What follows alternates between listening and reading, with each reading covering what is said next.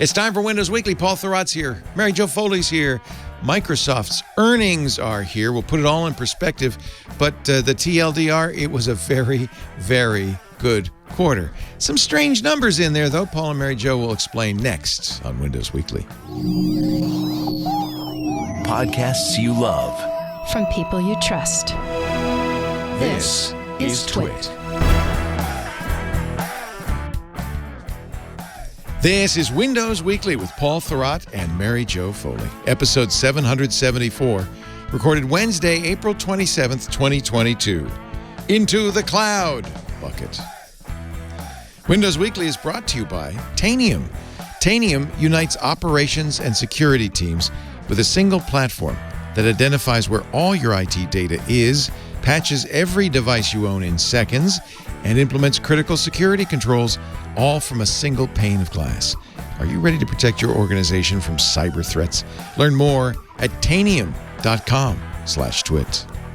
And by IT Pro TV. Give your team an engaging IT development platform to level up their skills. Volume discounts start at 5 seats. Go to itpro.tv/windows and make sure to mention WW30 to your designated IT Pro TV account executive to get 30% off or more on a business plan. And by PlexTrack, the purple teaming platform. Save time and increase productivity with the premier cybersecurity reporting and workflow management product designed to support proactive security strategies from assessment through remediation. Visit plextrack.com/twit and claim your free month. It's time for Windows Weekly, the show where we get together and talk about Microsoft and what piles of money they're making. At least it will be this week. Mary Jo Foley is here. Allaboutmicrosoft.com is her website for the ZDNet folks. Hello, Mary Jo. Hello. Hello. Oh, wait a minute. Let me take down this I Love Linux penguin just for the moment that we're doing. No, Microsoft loves Linux. Oh, yeah, that's right. Okay. That's right. I should get a little window hat on there. That's Paul Thurrott, Thurrott.com. leanpub.com, and together Paul and Mary Jo know it all about Microsoft. So after a conversation last week, I decided that you were right, Paul, that I shouldn't get like a fancy Windows laptop. I should get one like normal people get. That's and right. and then I noticed that there are 12th generation Dell XPSs available. There you go. So that's what I got, is a 12th gen. And it was an i5. I thought you were going to say the royals, the Saudi royal family was selling a gold-encrusted version of a Huawei MateBook or something. Yeah, it right. was like $12,000. No. It's actually, given what it is, I mean, it's a nice notebook. I've always liked the XPS notebooks. Oh, they're beautiful. Yeah. And so I'll have an i5 12th gen Nice. to report in. They say in July. Yeah. I'm hoping to get it before our Twit cruise. You get a 13 or a 15? Yeah. 15. Yeah, beautiful. The 13s don't yet have 12th gen, I don't think. It was only the 15s and 17s. Interesting. John, you're playing Frank Zappa in the studio. There's a dissenting voice on the XPS 13. Yes, we were talking before the show began about the Alaska cruise, and I just want to reiterate, it is not too late to sign up if you want to go July 16th to the 23rd. We've got lots of fun and games planned. Paul and Mary Jo, no, Mary Jo's not going to be there. It's Paul and your real wife, not your work wife. Paul and Stephanie will be there. Lisa and I will be there. Rich Campbell is going on his very own dime, which is nice. So is it Brad Rich, Sams? Who else is coming? No, Rafael Rivera. Rafael, that's right. Rafael Rivera. So it's going to be kind of a Windows-ish thing. So I think I'm going to bring the Dell. If you have not yet booked and you want to, I am told there's our travel agent said there's still cabins. Cruise.twit.tv. It's going to be a lot of fun. It's going to be a lot of fun. Yeah, it should be pretty amazing. Yeah. Okay. So yesterday, Microsoft. It's interesting. Just to put this in perspective, Google had a no good, terrible, very bad quarter. They blame the war, which is a little far-fetched. I mean, since you mentioned Google, I'll just point this out now. I have this later in the notes. They earned more revenues than Microsoft did. Their ad business earned more revenue. All right. Well, let's put it in everything that perspective. Microsoft does combined. But they disappointed the market. So, Yep. Well, so there you go. but let's bring this up again because We'll put a pin in that one. Yeah. Because I think there's some of the things that Microsoft's doing and some of the stuff they mentioned in this earnings call are direct related to that fact. I think, this notion that Microsoft in the past had kind of an Apple envy thing and wanted part of that devices thing and never achieved it. And for even longer time, I think they've wanted a part of the whole advertising, online services revenue thing on the client side, which, anyway, we'll talk about that. It comes up. It definitely comes up, and you can kind of see, we'll call it Google envy. I think it's maybe the Google envy. They have no reason to have Google envy. They had an excellent quarter. It's true. Right? I mean, okay, they didn't make as much money. They as did. Google. In fact, one of the things I was kind of looking for was, don't you sort of feel like the bottom has to fall out at some point? I mean, the pandemic, kind of crests, and it's not like they're going to lose money, but I mean, maybe the growth slows, something like that. But I mean, honestly, they just keep nailing it. Yeah. Yep. It's kind of incredible. Yeah. Yeah. And this, in the face of the stock market, tech stocks tumbling, Tesla losing $100 billion in market value. I can't figure that one out. Because I can tell you why. Really? Okay. Tell me what Can you? Well, because of Elon Musk. I mean, Elon Musk is that kind of mercurial character. So his shenanigans are going to have repercussions. Well, they're mostly worried that he borrowed a ton of Tesla stock to pay for Twitter. Yep. And they're afraid that that's not going to go well. Right. Yeah. Yeah. So, kids, tell us, give us the bottom line, Mary Jo. Yeah. Earnings, learnings. Yeah. So, Microsoft made a lot of money, Q3. Bottom line, there you go. $50 billion. TLDR. Almost $50 billion. $50 billion revenue. Yep. Of that, 23.4 was what they call the Microsoft Cloud, which used to be called the commercial cloud. Azure. It's fake. Yeah. Sorry, what? Azure, Microsoft 365, LinkedIn, Dynamics 365. Microsoft made, as we talk about a lot, they made up this bucket of things that all are cloud and put them all together, and they call this the Microsoft Cloud. But it was half of their revenue. Yeah, it was half of their revenue. Yeah. Literally. Almost, right. Wow. Yeah. Yeah. So anybody who says, how is Microsoft still making money during the pandemic and the war and all that? It's because of their cloud business. That's, in short, that's where it's coming from. Yeah. Right. That's exactly right. Yeah. Yeah. So all the segments were up. They've got the intelligent cloud, which is server products and cloud services. That's where Azure lives. Productivity and business process, that's where Office, LinkedIn, Dynamics are. That was up. And even more personal computing, Windows, Xbox, Search, and Surface. Wow, that was a mouthful. Search and Surface. You could barely All of cough them out the were word up. Xbox, and it just went I know. downhill I was from like, there. Xbox. Jeez. Hairball. Terrible. Exactly. Yeah. So, if you look at the slides, you're just kind of like, okay, everything pretty much was up. There are a couple little blips of things that were not, but for the most part, everything grew. And when I asked Microsoft, okay, how did you do it? What was the way that you made this all happen? They said we had stronger than expected sales execution, greater than expected commercial bookings, especially because of Azure. And they said they're getting longer and bigger Azure contracts that are coming in. Right. So it's like, yeah, everything's looking rosy. Only 1% of their business comes from Russia. So it's not like their halt on new business in Russia had any material impact on them. Right. Yeah. There's always someone in the audience that calls out the Azure growth number as if it's some kind of a warning sign, right? This business is about 13 years old, I think. It grew 40% year over year in the quarter. That's more even. Yeah. 46%. Yeah. 46%, I'm sorry. There was a period of time there where they were able to maintain 70% growth. And when it kind of fell below that, people started freaking out. But you got to understand, this is not a new thing. They didn't invent this 2 weeks ago. This has been around for a long time. Yeah. I think for a mature business like that to still experience that kind of growth is incredible. Yeah. It is. Incredible. It's amazing. Yeah.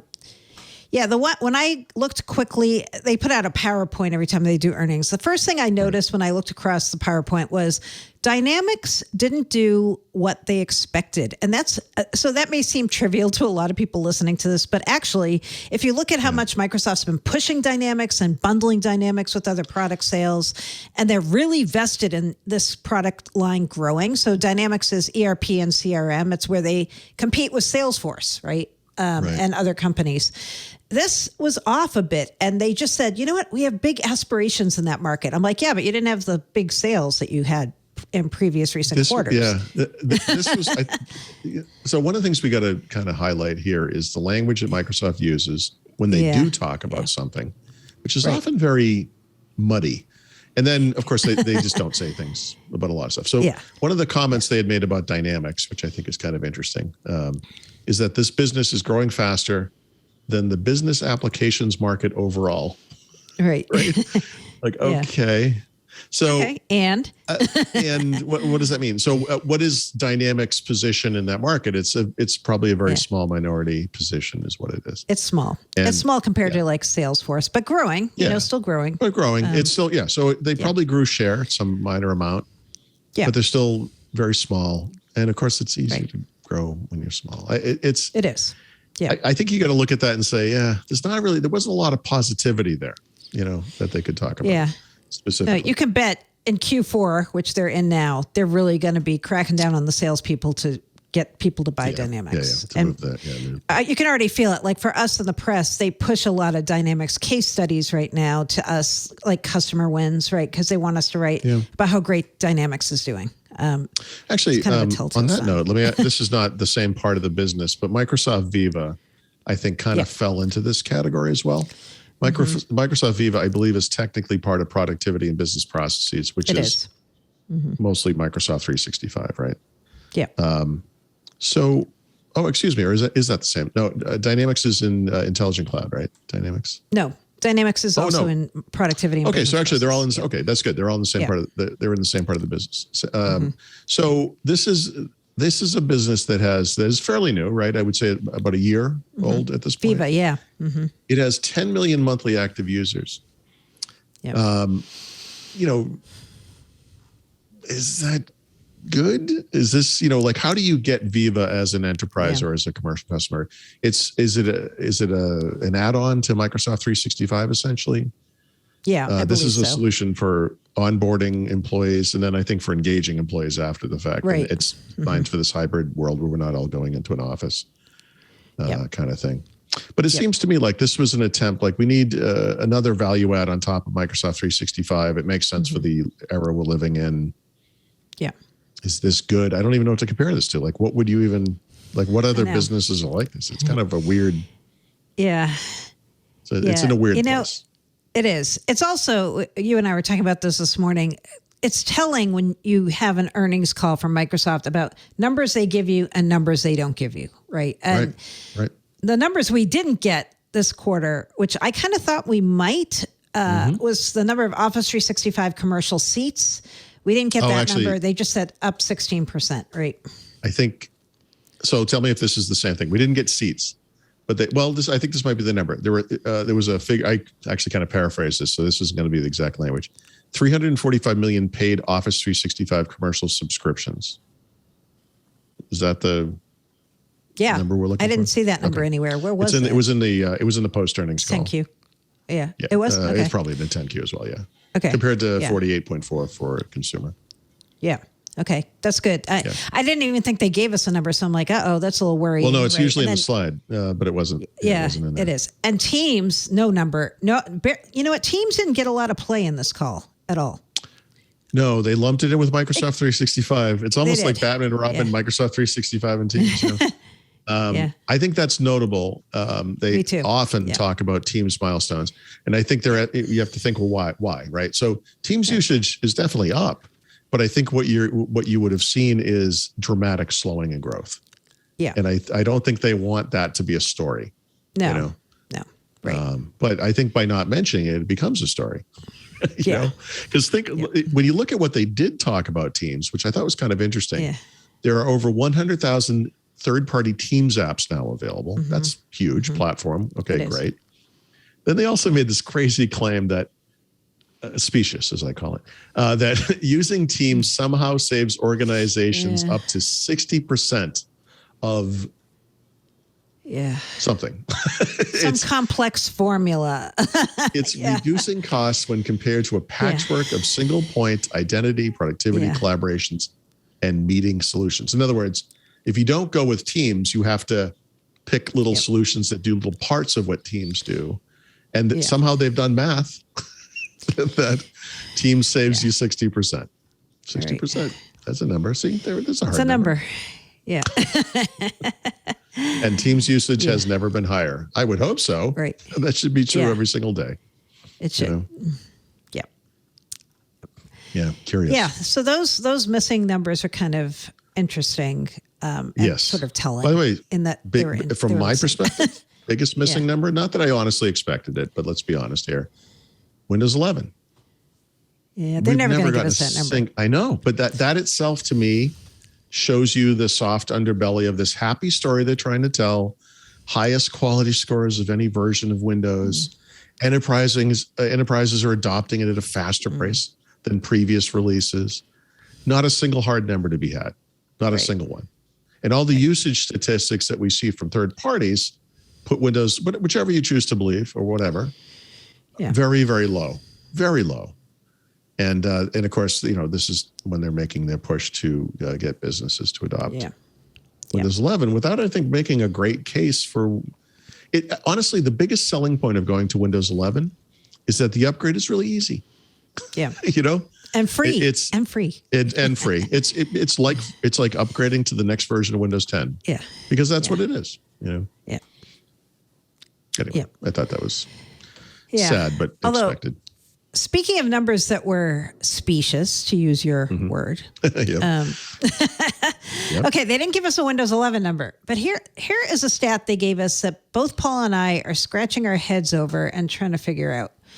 More than 100 million PCs have shipped in each of the last 8 quarters. Wow. And Windows continues to take share. Okay. That should be like a that's impossible. Record scratch. It's literally that's what I wrote in my article. It is literally impossible. Well, 800 million new PCs per quarter over over 2 years. 800 million in 2 years. It's impossible. But it's impossible for several reasons. It's not true. It's just not true. Well, why would they say it if it's a lie? I know. They've got a way that they've if it's made specious this make or sense, calumny. Right? Let's come up with some more lie synonyms. What was hold on a second. Mary Jo came up with the perfect phrase. It's not a lie because it's technically true. Well, are they including phones as PCs or, no. So tablets? You know what? We have theories. We think what they're saying is we got 100 million PCs in each of the last 8 months, each of the last 8 quarters in the channel is our guess. Like they're not talking about sales, right? No, they're talking about Here's my problem with that. Now, if he had said, I still would have taken issue with this, but if he had said in the past year, we sold 400 million. No, I guess it would have been, sorry. It would have been 200, right? For the past 4 quarters, we sold what am I doing? What's the actual number he gave? I'm sorry. It was 100 million per quarter. So in the past year, the past 4 quarters, we sold 100 million Windows licenses per quarter. No, he didn't even say Windows licenses. No, I know. But if he had said that, I'm changing it into something that could have been a fact. Okay. You could have been like, okay. Yeah. And the reason that could have been okay is twofold. One is there was a boom, for one thing. The pandemic triggered a PC buying boom. And secondly, there was a component shortage. So PC makers could have been buying licenses knowing that when they got the components and they could finally ship those computers out to customers. I would accept that for a year. Yeah. For 1 year. What about this crazy idea? I have a crazy idea that I just thought of. Go ahead. Yep. Here's the actual statement. More than 100 million PCs have shipped. It doesn't say Windows PCs. It says PCs. Wow. Okay. So what if we're including Chromebooks? We're including Macs, right? Like say we're including anything that can be called a PC. Here's the thing. So We have companies. I'm just making up crazy reasons. I know, but let me give you some numbers. Let me give you some actual numbers, right? So Gartner said that in 2021, PC makers sold, and this includes Macs. Well, one of them does include Chromebooks, but Macs, PCs, and Chromebooks, 339 million. IDC, 348.8 million. I average those numbers, 344.3 million. That's in calendar year 2021. We're making up, somehow there's another, and those include non-Windows PCs, right? In both cases. But we'll say it's all Windows, fine. You still have to make up about 60 million, 60. And then you have to do it again. They're rounding up. The previous year, the number was lower. So I don't remember what it was, but let's say it was 305, 10, something like that. Whatever it was. You have to, now you have to make up another 70 to 80 million. And you add those two. Right. This isn't coming up a little short. This is coming up way short. That number is completely inaccurate. I think you're right. It's interesting that he said, I'd have to find the exact language because he didn't say 100 Windows million licenses. PCs have shipped. Have shipped. Yep. Are they on a boat with some cars out in the middle of the ocean? What are you talking about? Yeah, that's where it is. That's got to be where it is. That number is not even close to being true. I didn't even put this number in my story because I just thought I can't even with a good conscience put this number in my story. I know they said it, and I know they've got a way they're backing this number up, but they never explain. Well, I'd love to see it because this is not the case. Yeah. This kind of remember they did something like that with Edge where they claimed that Edge had like X% of something usage on, and you kind of did the math on it. You're like, no, this is not true. Even if you included every single person that used Windows, opened a PDF file once, this thing could not have been. This is not true. Right. Well, here's the other number that we can't figure out. Okay. Yep. Nearly 500 million monthly active users on our content feed, Microsoft Start. Okay. So Microsoft Start is the brand name for the thing that used to be MSN before you explain it, the thing that should have gone through everyone's head is, what the heck is Microsoft Start? No, people are tweeting that to me. People are like, what is Microsoft Start? Right. Because you're like, what is that? Wait.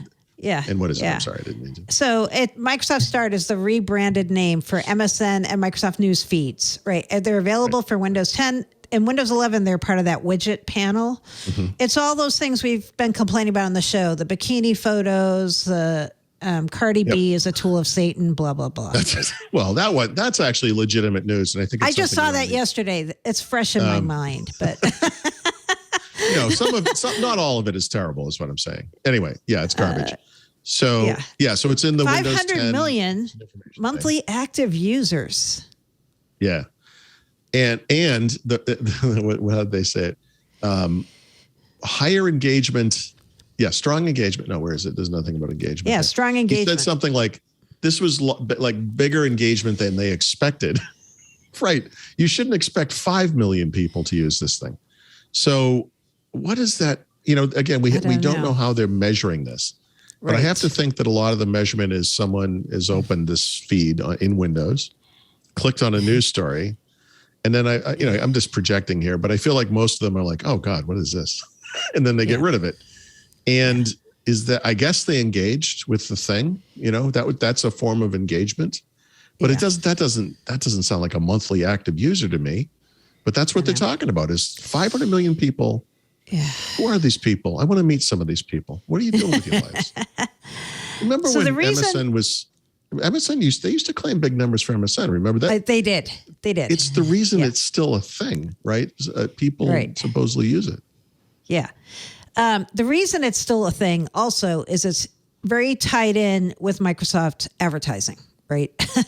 And we've talked before about, Google is an advertising giant. This was what I was just alluding to exactly. And so Microsoft sits there and you got to be, Satya or Chris Kapp or Amy Hood, and you're looking at, you're like, look how much money Google makes from being an advertising company. For doing Why nothing. Can't we do this? And the way they're making money on other people's content. Think about it. They're like a leech on the underbelly of a shark or something. Well, Start is the same thing, right? Like if you go to the MicrosoftStart.com, there's a tab that says shopping. If you click on shopping, this is going to be where Microsoft sells custom ads, and ads will be the entire feed, right? Will be shopping. Right. So yeah. Yeah. I don't understand. That one, look, I can't refute this in any way other than to laugh and say it's ridiculous. It just doesn't sound right, but I don't have any. I don't have any. We can't disprove it. I know we can't. But this PC thing, I would like to hear more on how they measured the PC thing. I really would like to hear more on that. It was so specific. They could have really made it. They could have made it less questionable if they had said Windows. Left the PC part of it out. I would have been like, okay, that's high, but I don't know what. Maybe they have agreed. I don't know. I don't know how that works. Yeah. But when they said PCs sold, shipped, shipped. Is that what all the truckers were driving around with? Were they in the back? Anybody who's tried to buy anybody who tried to buy a PC during the pandemic knows what we're talking about, right? Leo tried to buy a PC this week and he has to wait till July. Forever. I know. Yeah. No, remember when my Surface Laptop 3 died and I went down to Best Buy? I'm like, okay, I'm just going to buy a PC and use it until I can get this thing fixed. Right. They had almost none. So that's why I'm like, how did this many ship if you couldn't even get the parts to make them and they couldn't stay in stock at retail? Like, where were they shipping? I don't know. That number just kind of stuck on. And the way they talked about it as 8 consecutive quarters, there's some trick in there. There's got to be a trick in the number. Because it's certainly not an outright lie. It's right. But there's some way they've got it so that they can claim it as true. The facts. Yeah. That's what one might call a lie. A spin. It's spin. It's spin. Yeah. It is spin. Yeah. Yeah. And no explanation. And nobody, of course, none of the analysts asked about that because it's very interesting and telling when you're on these calls. The analysts only care about the cloud. They don't care about anything else. Isn't that interesting?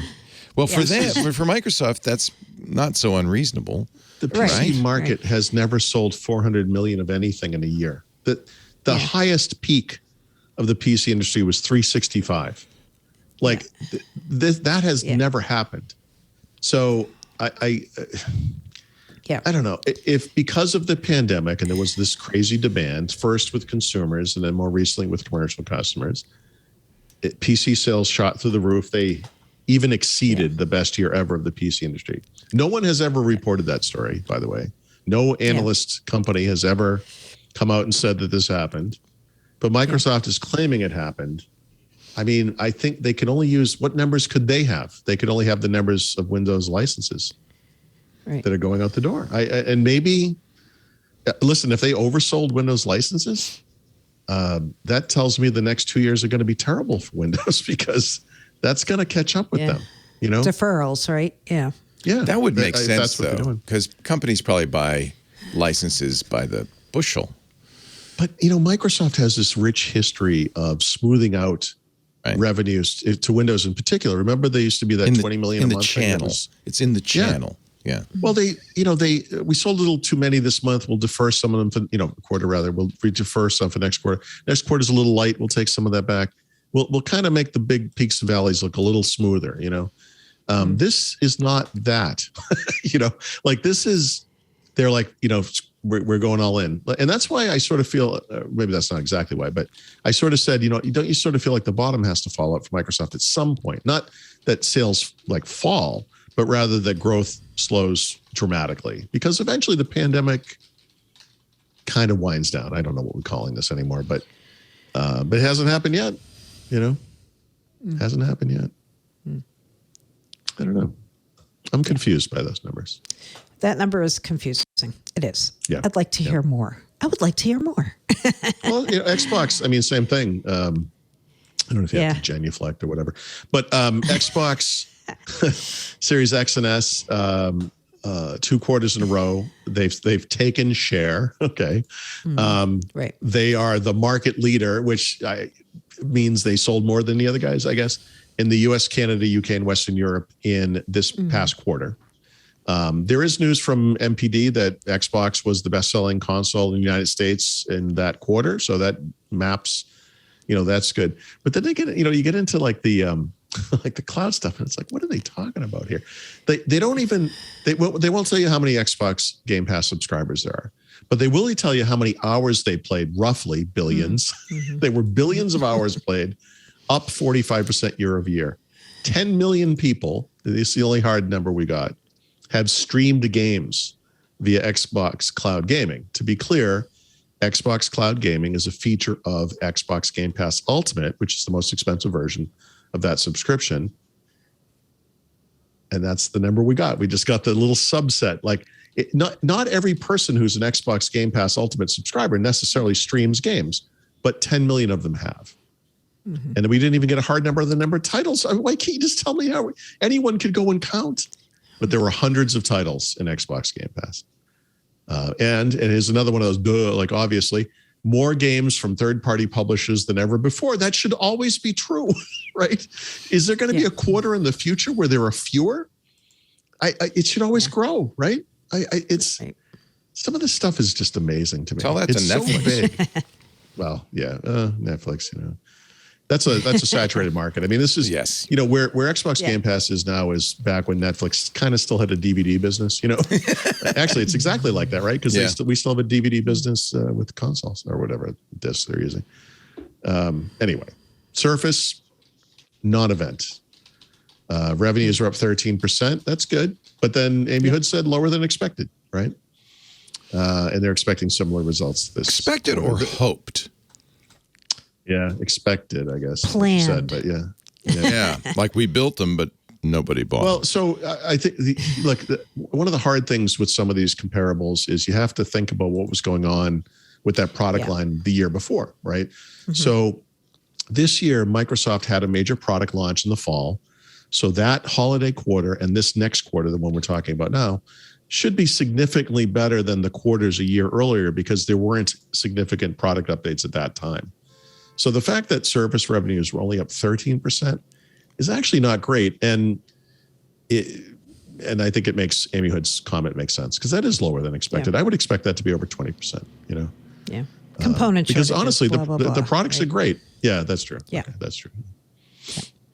Yeah, that could be. Supply chain. It's the answer to every question. I know, but they didn't even say it. They could have said that.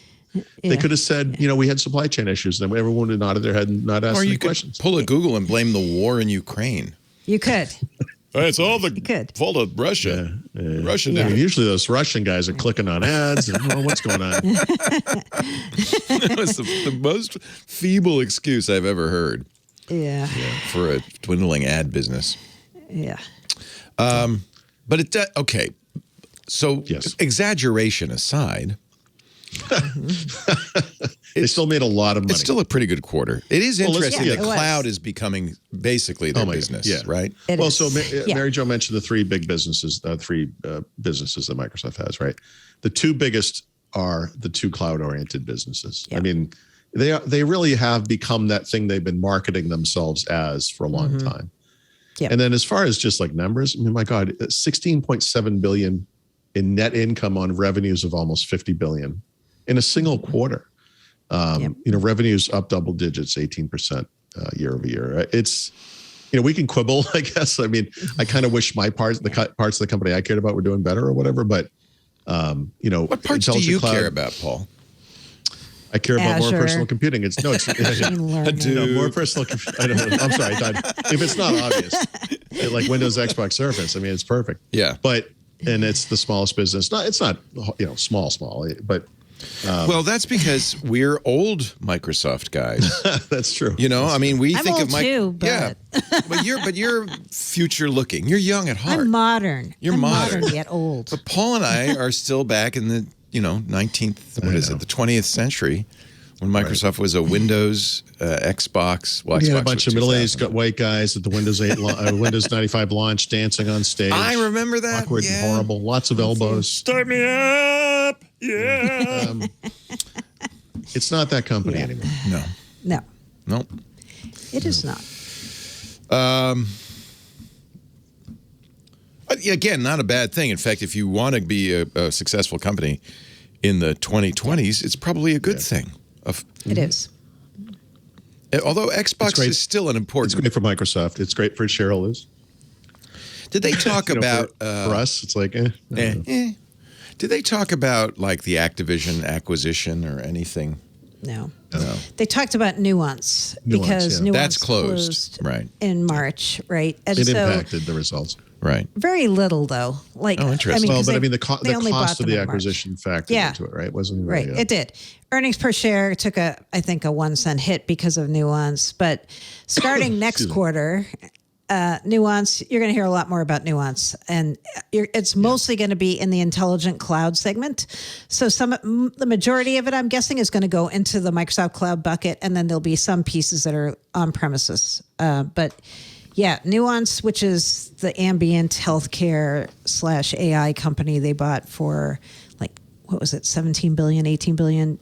That's what we're talking about here. Do you think that'll be the new Microsoft slogan? Into the cloud bucket. Yes, it should be. Everything goes. Everything in the bucket. into the cloud bucket. Just throw it in there. It goes in there. I want to take a little break because we have more to say, I know, but I want to take a little time out so we can welcome a brand new sponsor to the show, Tanium. I don't know. Have you at all heard about Tanium? Yes. You know, Mary Jo, because you're all about the enterprise. You know about it. It is a upstart, but I think super successful, super interesting a company that unites the ops team and the security teams in one platform. It's Tanium's position that the industry's approach to cybersecurity has a fundamental flaw. IT management and security point tools offer only a small piece of the solution needed to protect your environment. And many of them promise they can stop all breaches when, it's obviously not true. They can't. Really, you need a holistic point of view on all this, making decisions based on stale data, trying to defend your critical assets from cyber attacks with tools that don't even talk to each other is no way for IT teams to navigate today's attack surface. It's time for something different. It's time for Tanium. Time for a convergence of tools, endpoints, IT ops, and security under one umbrella. Tanium has solutions for government entities, education, financial services, retail, and healthcare. These sectors can trust Tanium solutions for every workflow that relies on endpoint data. And I'll just give you kind of a checklist of things. We can't give you a chart on a podcast, but I can give you the checklist. Asset discovery and inventory. Asset discovery and inventory. If you got endpoints, right, you need to know what you own. You could track down with Tanium every asset you own instantaneously. Risk and compliance management. Fix and find vulnerabilities at scale like that in seconds. They have threat hunting, which will help you hunt for sophisticated adversaries in real time. And that's really fun to play with, by the way. That's so cool. Of course, for endpoints, you need client management. You can automate operations, everything from discovery, as we mentioned, to management. If you've got sensitive data, and what business does not, you can do sensitive data monitoring, index it, monitor it globally in seconds. Notice the speed is a big part of what Tanium offers. Tanium protects organizations where other endpoint management and security providers have just failed. One platform.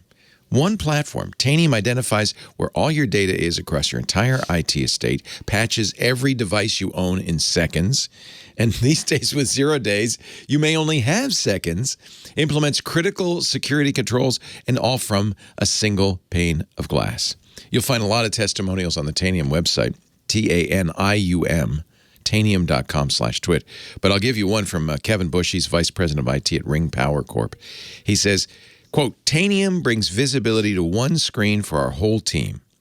If you don't have that kind of visibility, you're not going to be able to sleep at night. Is that why? That's Kevin Bush. Thank you, Kevin, for that.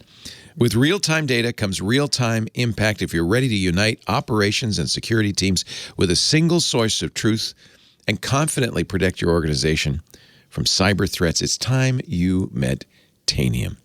To learn more, visit Tanium.com/twit. That's Tanium.com/twit.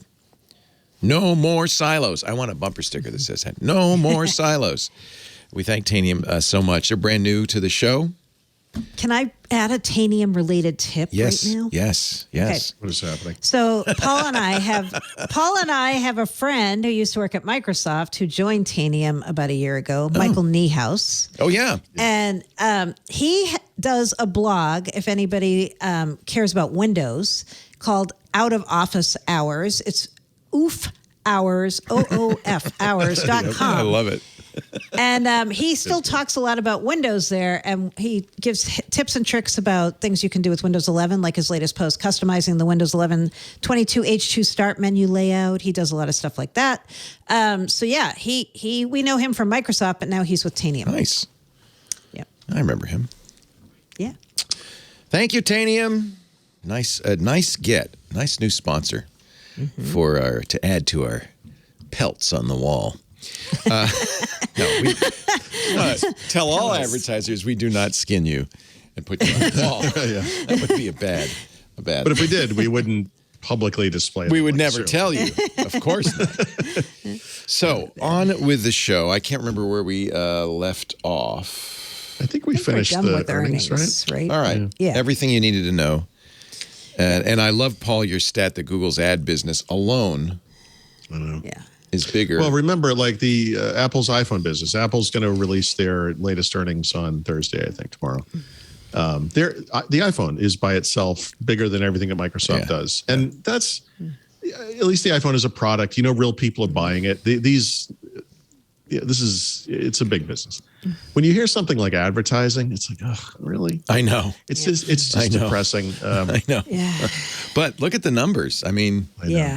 Totally. and honestly, the reason Twitter, to pull in this other huge story, which we'll be talking about for 4 hours after this show, the reason that Twitter was in play and has been in play for years, right? They've been looking for buyers for years, is they just cannot compete with Facebook and Google with online ads. That's right. They've always been a weird, distant number three, and it's unclear why. It seems like Twitter is fairly influential, but as a business, it's never really. Yeah, it's an outsized influence, mostly because media types hang out there. But Elon's going to lose his shirt. I mean, I think that's pretty clear. That's what the stock market's saying. That's why Tesla's stock is down so much. I don't think he cares. Yeah, when you're the richest man in the world, you got one other shirt. You got more than one shirt. What do you have? I didn't get this money not to spend it, Leo. Aw. Yeah. What are you doing? Dousing your cat with water? No, getting some water. Did you, I had Mary to throw Jo, him out. when we were... Sriracha's out today. Do you have a squirt bottle? Do you know about the squirt bottle method? Except it doesn't deter him. He just gets madder and like. Let's talk about this. I just told Mary Jo this morning, our cats wake us up in the morning. We don't let our cats in the bedroom because they're so disruptive. But what they do now is in the morning, they want to get fed, even though their bowl is full of food. And they sit outside our bedroom door like, wah, wah, wah. And I want to keep a squirt bottle next to the door and just run out there like a bandit, like, send them scurrying away. And I just yell at them. It's the same thing. Lisa had a terrible night's sleep last night because we're having the house painted and it's making the cats nuts. Oh, yeah. So they're even more skittish than usual. Yeah. And then meowing in the middle of the night loudly. It's the worst. Oh, it's awful. But we love them. We love our little furry Freds. They're our pets. Yeah. They're our kid. I would never take my fingers around his little neck and, shake it vociferously or anything. I would never. He hasn't killed him yet, Mary Jo. No, we've had cats for a long time. But I just don't understand. We do get up in the morning. We fed them. We're reading the paper in the morning. And then from some random place, I don't know where they're in the house, just in the back nine somewhere, you hear like, I'm like, what are you doing? Like, what? Paul, are the cats yours or are they really Stephanie's? No, they're both of ours. Okay. They're equal opportunity. I'm very clear with Lisa. I love cats. We can have cats, but they're your cats. They're not. No, the cats will always choose Stephanie if there's one, and that's the choice. But right. Both of them have opportunities with me every day. One of them sits by the stairs waiting for me to go down the stairs so she can be petted. And one sits on the couch. Or trips you as you go down. Oh, yeah. No, she does. Yeah. This is where's the most dangerous place? Yeah, right there under my feet. Smart. Yeah, every day. Yep. All right. Let's not that we haven't been, but let's talk more about Windows, shall we? Yeah. Yes. Sure. Speaking of hard numbers. AdDuplex, as we know, every month comes out with this kind of usage report. It was Windows 10 for a long time. Now it's Windows 10 and 11. Last month, you might remember, Windows 11 usage growth slowed dramatically. This month, it slowed even further. According to AdDuplex, went from 19.4% usage overall, all versions of Windows 10 and 11, to 19.7% in April. So, using Microsoft language, there are more people using Windows 11 now than ever before. We're seeing a lot of engagement with that upgrade. Let me tell you, it's an easy upgrade. Until Windows 12. Yeah. You should think about, if you're a business, this is the time. Get in early. That's where all the action is. So, yeah. But again, what does AdDuplex measure? Mostly consumer retail, right? That's not right. Yep. Commercial. Yep. Yeah, and they're Microsoft kept saying specifically yesterday, commercials where all the growth is, right? So. Yeah, but again, I always wonder about this stuff. One of the things that Microsoft didn't talk about in their earnings a lot was consumer PC sales or consumer Windows. There were no numbers at all. And I have to think that's because it fell off the cliff. And maybe that's what we're seeing here, right? That's what I'm thinking. Yeah. And it seems so early for that, But I also think, and I think of my wife all the time because I remember one time going up and looking at her computer and she had this window slid off to the bottom corner of the screen. And I said, what's that? And she said, they're trying to get me to do something. And I clicked on it and pulled it up and it was, you need to restart your PC right now. You have really serious security problems. Sometimes you should just listen, sometimes. I don't know. They just want me to do something. I don't know. Yeah. Yeah. So I think a lot of people might see this Windows 11 upgrade and think, I have this thing in the back of my head that Windows upgrades don't always go well. And maybe I should not even think about this. Yeah. It's a hard thing for them to advertise because I think for most people it's a bad connotation, but Windows 11 is just another version of Windows 10. You'll notice it because it looks a little different, but as far as the, compatibility with applications and drivers, it's the same thing. So you're not really going to run into any issues there. And so this isn't in the notes. Install it, I guess. Yep. This isn't in the notes, but I have a question from the Discord for you, Paul. For me. Okay. Yeah. This past week was preview releases for Windows patches, right? That are things that are going to show up on Patch Tuesday. So Wizardling is running Windows 10 still, and he said after he installed this week's preview on Windows 10, there's some crippling Windows Explorer memory leak that he encountered afterwards. Oh, yeah, I've seen that. Yeah. So you know anything about this or what the plan is to try to fix this? Only that it's happened. Yeah. I've heard that too. Yeah. I'm kind of compulsive when it comes to this stuff. I understand why he installed it. If you go to Windows Update, I do this with, I use computers every day, but then there are these computers I don't use that often. And so I'll plug them in sometimes, throw it onto Windows Update, see what's there. And there'll always be that optional thing. It's displayed a little differently in Windows 10 and Windows 11, but I always click on it, download and install, and I've never personally been bitten by it, but this one, that's why they're previewing it, right? This is the point of it. Yeah. I don't feel they do a good enough job of saying, hey, are you sure? Because this is, this might not be ready for prime time. No, listen to what he just said. Man, Windows Explorer was maxing RAM, and I literally took nearly a half hour to restart Windows without powering off and on. Right. Yeah, no, he's not. Bad. I wonder, someone emailed me about this exact thing, exactly the same problem. Yeah. In fact, I think there's a guy in our forums who has the same problem. Yeah. Yeah, it's a preview. I think I've seen it on Reddit as well. Yeah. Buyers beware. Testers beware of that one. Yeah, I remember that. Yeah. Yep. And there's all these theories about who is to blame. It might be Intel only computers. Oh, interesting. It's not universal. Yeah. Maybe. I'm not. We're still fog of war here, but trying that's to figure one it of the out. theories. Yeah. Wizardling says, "Okay, at least I'm not alone." Cool. Yep. Well, that doesn't help too much, but he's on an i5, 8th generation. Yeah. So I don't know. Yeah. Sorry. He just made it in, by the way. Unlike those people at the Insider Preview channel, I guess they just held the door open a little longer for them. What an astonishing bit of perfection from those guys. Did people discover it because they saw the little bug? Yeah. Of course. Are you kidding me? This is, you can't do this online. The whole world's going to notice this. Yeah. You know? Maybe that's why Microsoft put that bug in. Just to see if anybody was really awake. You guys awake out there? It's just, it's so perfect. It's just so perfect. We don't recommend you do this, but as Windows insiders, we literally run do everything we can to prevent it. But we work at Microsoft. I mean, we can do what we want. Come on.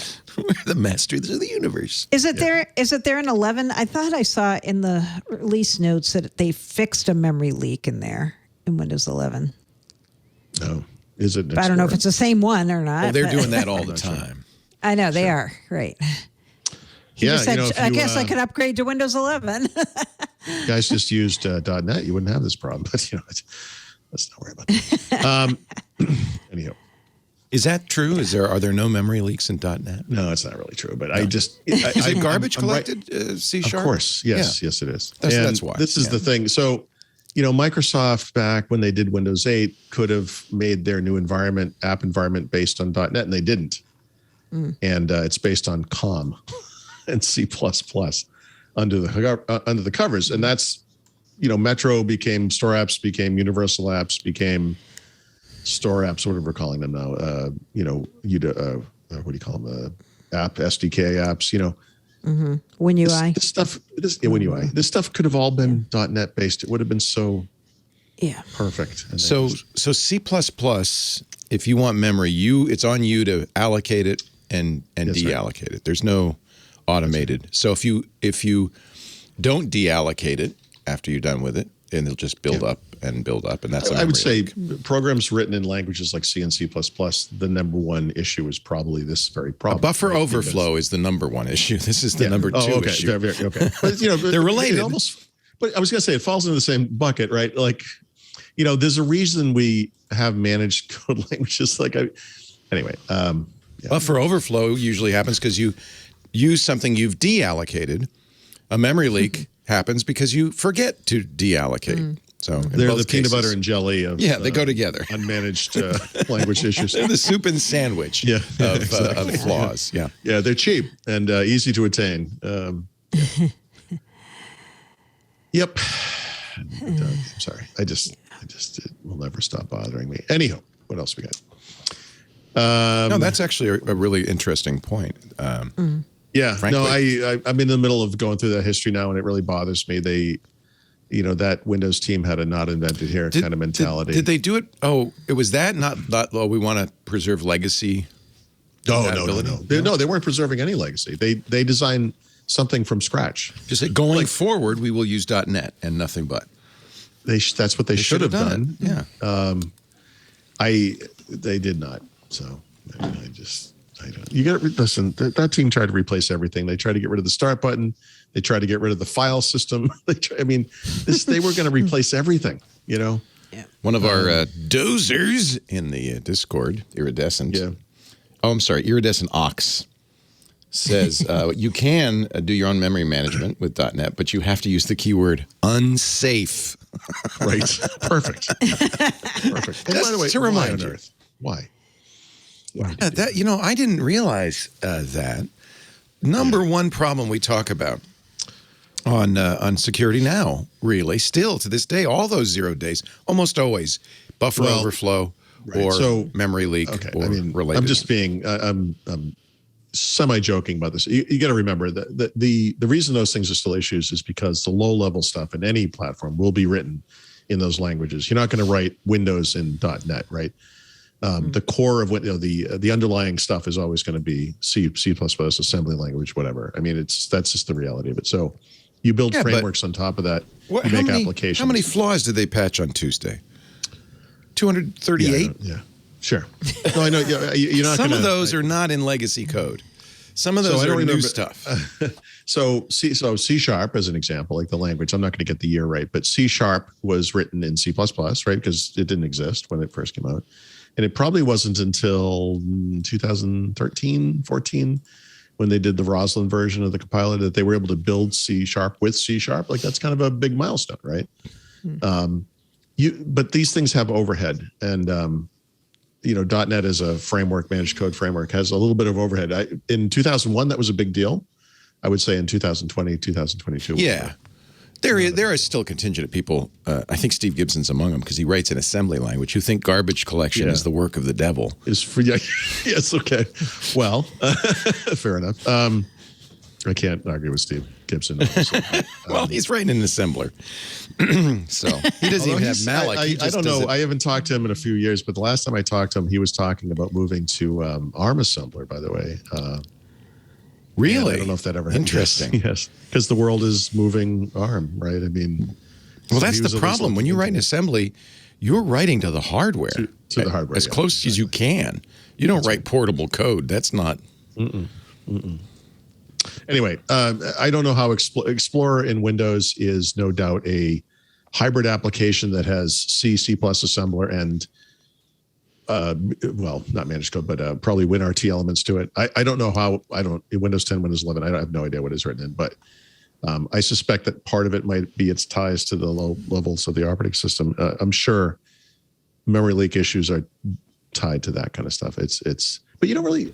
That doesn't happen a lot in end user applications these days. That's kind of rare, I would think in Windows. I'll have to look, but I get the sense that. That's not that unusual, to be honest with you. Yeah, I'm trying to. Well, it should. I think we can all agree it should never happen. But right.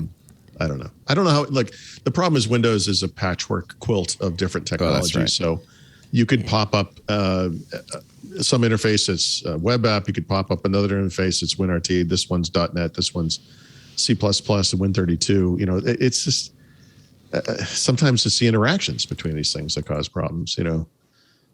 And then individual applications could be hybrid. I bet I'm not positive, but I would bet money that Windows Explorer is a hybrid mess of things from different eras for sure.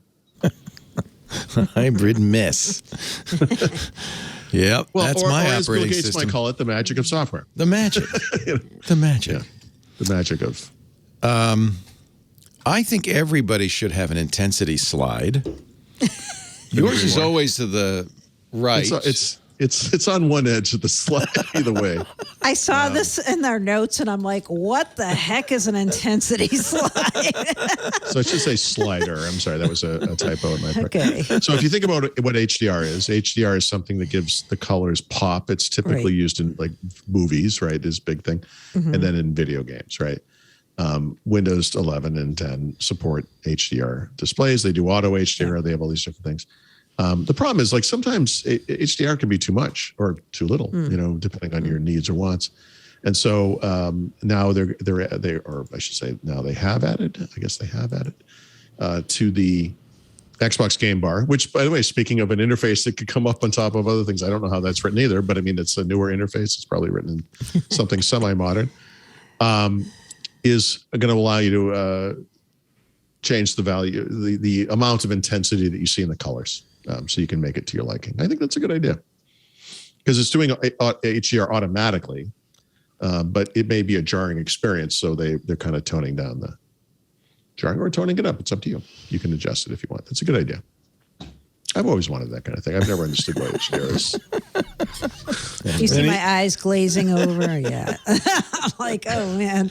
Talk about incremental features. Here we are, ladies and gentlemen. It's funny. Hold on. I have an even more incremental feature. Oh, good. All right. Oh, good. Fire when ready. Go ahead. Bring it. Yeah. So you thought that was bad. Okay. At least this is one you might want to see. So I think we all know, or hopefully we know, that when Windows 11 came out, one of the many regressions was that what is now called widgets no longer supported that temperature and weather display right on the taskbar. A lot of people complained, and so Microsoft responded by adding it back. But what they didn't do was give you the temperature information that you used to see in Windows 10. It was just a little weather indication, like you could see a little cloud or a sun or something. So they actually shipped this feature in stable on Patch Tuesday. So one of the little things they shipped was it will now display the temperature. And because it's Microsoft, not consistently with the way it looks in Windows 10, God forbid, it's, I don't know what you call it. It's an overlay on top of the icon instead of being next to the icon, because it's still just an icon. It's not a bigger, you know what I mean? It only occupies the amount of space an icon can occupy. But does it have an intensity slider? I just am like, who actually cares? Does anyone? Well, we're at peak Windows, so now We are.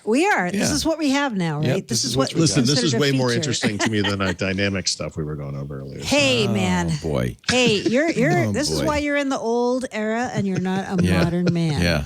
Right. Yeah. Oh, wow. Okay. Just saying. I'm okay with it. All right. So we talked earlier about language. Yeah. This is my favorite version of Microsoft language in the past week.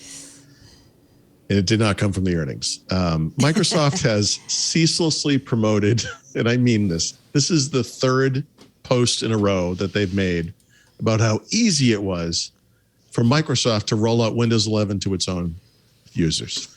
Oh, hallelujah. Forgetting for a moment that Microsoft is the company that made Windows 11. And also forgetting the reality that Windows 11 is just Windows 10 and we're just upgrading from one version to another. Something we did without any news whatsoever. Well, actually, there was news from time to time, but we've done for years and years. Twice a year, right? For many years. No, I can't say that. It did generate news sometimes, but whatever. We didn't make a big deal of it. Microsoft is making a really big deal of this because remember, they want to convince businesses to do the same thing. And they're like, look, we did it. How hard could it be? But this is the language. I love this.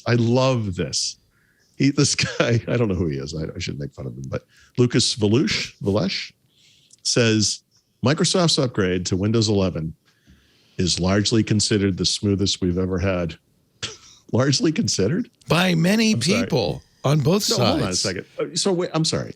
You should be able to categorically say that this is the smoothest we've ever had. You're saying this suggests there are people at Microsoft who don't believe this is the smoothest upgrade you've ever had. What? There are doubting Thomases, but largely, by and large, everyone. The other little tidbit that came out, I actually didn't put this in my article, but I'll just highlight this because I find it humorous. They gave Microsoft employees the opportunity to upgrade to this thing early before they rolled it out to everyone automatically. And almost no one chose to do it. they were actually surprised by the lack of interest in making this happen early. So that didn't really happen. Anyway. Business users, why do you want to disrupt your world? Like, why? Well, and you understand why Microsoft wants you to. Yeah. Of course. But their users need to be productive. Is this aimed at the doofus CEO who will then bring it to his IT guys and say, you see, look how easy this was. We should do this. Which I would say to this guy, this is the reason you're in the cellar, and please go back there. No, the CEO is in the rooftop. No, that's what he says, the IT guy. Oh, yeah, that's right. No, just go back to I think, I don't want to put words in anybody's mouth, but it seems to me the number one complaint from IT is some nitwit executive demanding something impossible. Of course. Without any understanding of the consequences. I don't think Microsoft has convinced anyone. We have too rich of a history with Windows for anyone to be fooled by the notion that some version of Windows is going to change anyone's life. I just don't. They've moved on. They've got iPhones. They've got Google ads. They've got this, Facebook stuff. It's all good. Nobody in a position of power is like hanging on every word of some Microsoft video saying, no. Well, they could do it. 99% effective. The engineers at Microsoft were able to do this. I mean, how hard could it be? What is 1% of 199,000? 195, yeah. 195,000 people. That's not 195 people? No, it's 1950. Yeah, 1,950 people. It didn't go so well.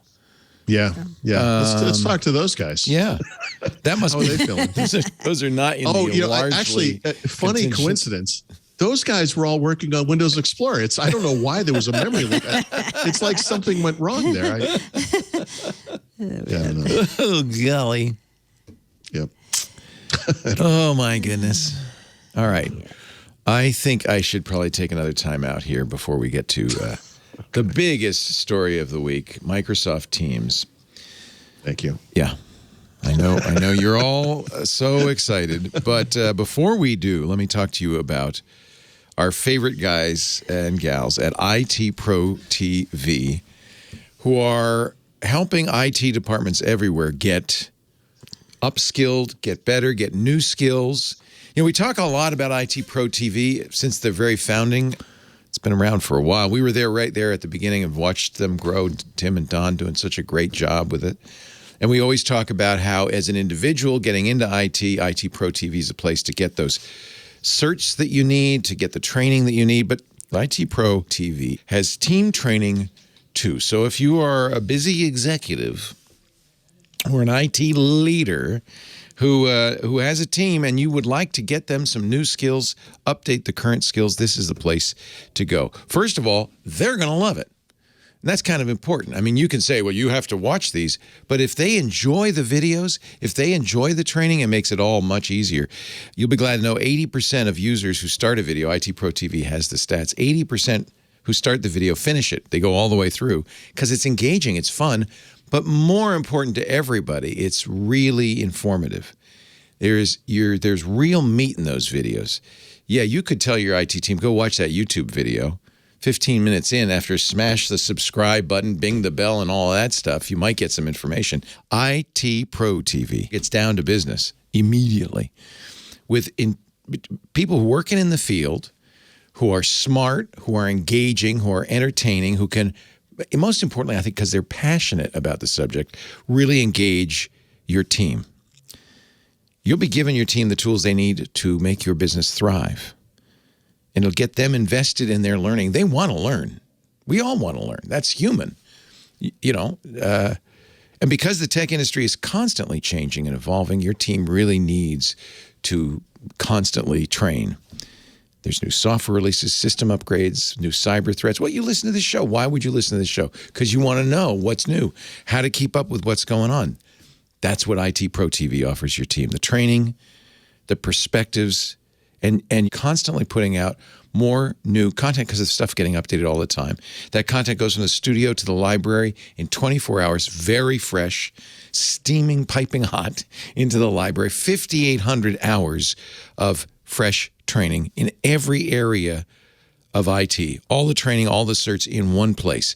Microsoft, Cisco, Linux, Apple, security, cloud, soft skills too, compliance training, all the stuff your team needs. And the dashboard that they offer for the enterprise product is great. You can manage your seats. You can assign and unassigned team members. You can create subsets of users, give them assignments, customize those assignments. You can monitor the progress. You can get usage reports so you can say, look, it's working, you know. Or assignments can be full courses or individual episodes. Every episode has a full transcript, by the way. So you can go right to the transcript, say, oh, yeah, this is the area we need to work on, and assign that. You'll get metrics like login, viewing time, tracks completed. You'll have insights into your team's viewing patterns and progress over any period of time with visual reports. So, for the individual, for the IT team, IT Pro TV is the place to go. Give your team the IT development platform they need to level up their skills and enjoy the journey. For teams of 2 to 1,000, volume discounts start at 5 seats. Go to itpro.tv/windows. And just like the individual plans, the offer code is WW30. You'll get, if you mention WW30 to your account executive, 30% off or more on a business plan. itpro.tv/windows. The offer code WW30. This is a no-brainer, something you got to do. itpro.tv/windows. We thank them so much for their support of Windows Weekly. You support us too when you use that address. Make sure you add the /windows so they know you saw it here. Now we can talk about Microsoft Teams. Unlike Microsoft in their conference call. Did they not mention Teams? Barely at all. Really? Yeah, odd. Very odd. I think it's because growth is slowing, but that's kind of to be expected at this point. No, the story Leo's referring to is one that's kind of crazy because up until now, the Teams app has not been in the Microsoft store. Like if you needed to get Teams, you had to go download it from Microsoft's site. So as of May, Teams will be in the store finally. There's lots of questions here. This is the Teams app for both Windows 10 and Windows 11. My biggest question is, does this signify that Microsoft is finally ready to make available the long-rumored Teams 2.0 release? You know, we've heard they're rewriting Teams. It's not going to be Electron anymore. It's going to be written in WebView 2. That's actually, I don't know. Well, isn't that good, Paul? Don't you think that's better? Yeah, okay. I was gonna Electron's awful. Cynically say something like not .NET, but actually, okay, WebView 2's Edge, WebView 2, Chromium based. Yeah, it's okay. Yeah. Here's an idea, though. We don't know, though. So it's essentially Microsoft's version of Electron. Kind of. Yeah. Interesting. Yeah. Huh. Kind of, Yeah. right? So maybe it's not better. I don't know. Yeah. The Teams app had been in the store once. A version of Teams for Windows 10 and S mode was in the store at one point. Then Microsoft pulled it. And ever since then, if somebody was looking for Teams, you say, yeah, go download it from Microsoft's site. Is it in the store? No. But starting next month, it will be. Well, that's interesting. So if you're in S mode, you can't use Teams? No. So I don't know. Now, is anybody even using S mode anymore is a good question. But they still sell I guess it. Some people still, they do. They still I had sell a caller on the radio show call me and said, I can't install Chrome. Why not? Yeah. And I said, the first thing you tell anyone is turn it just off. get rid of S mode and upgrade. Yeah, but that's not what Microsoft wants me to say, is it? Listen, Microsoft wants you to say lots of things. I wouldn't worry too much. S mode doesn't make sense now that you don't have to use only store apps on Windows, right? Like it kind of made a little bit of sense for some slice of users, but now there's no reason. Why would you use S mode? Right. Heart in the right place. What you did was wrong. Bad execution. Yeah. By the way, a couple questions about this. This Teams client that's in the store, is this going to be consumer and business? No. So it's so here's another point that is worth highlighting. On Windows 10, Teams is for the Teams app is for consumer, school, and business. On Windows 11, it's the app for school and business because Windows there's a what do they call it? A chat client for Teams that's for consumers that's pinned to your taskbar when you first install Windows 11. So it's not for consumers on Windows 11, but it is for businesses and schools. So I wish in a way there was an audience I could look at and then they could raise their hands if they've done this, because I feel like this is something we've all done. Right. And that's this. I get review computers, different computers coming and going. I have this set of things that I install again and again. One of those things is Teams. Like you said, you have to go to the web. And so type into the search, the bar, download Microsoft Teams. It goes exactly to the page on the Microsoft website I need. I'm on autopilot. I click the download Teams button. It gets down there in my downloads folder. I'm doing other stuff. And I finally go to install it. And it says, oh, you don't have to install this.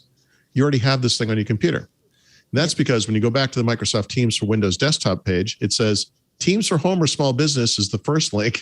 And the second one, which is the one I want, is Teams for work or school. I've done that. I've done that like a dozen times. I can't be the only one. Like it's the most poorly designed. Anyway, whatever. That's just a website and I'm an idiot. But seriously, how can we have one client? Yeah. When's that going to happen? Yeah, we don't know. You know what? We don't know. And it's crazy because this thing has been rumored, Teams 2.0, for like years at this point, right? Right. We don't know. Right. So from the beginning. I mean, from the beginning that we heard there was going to be a consumer thing. Yeah. Well, remember in the early days, it was this talk of federation with Skype, right? Yeah. That we'll be able to access our Skype contacts from within Teams, which is the same thing as what we're talking about. We just changed the name of the consumer app. But I mean, really what I want is I have a handful of people. Mary Jo is one of them. Raphael's another one who I communicate with on Skype in this case. And, it'd be nice if there was just one app. I mean, for that kind of stuff. And there isn't. There isn't. No. Okay. It's confusing how they did this. Very confusing. But it's good that it's finally coming to the store. Right. As of May, some point in May, according to the roadmap. Yeah.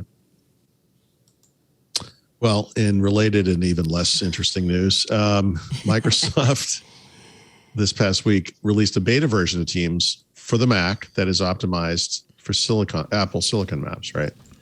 Wow, there's really no reason not to use it.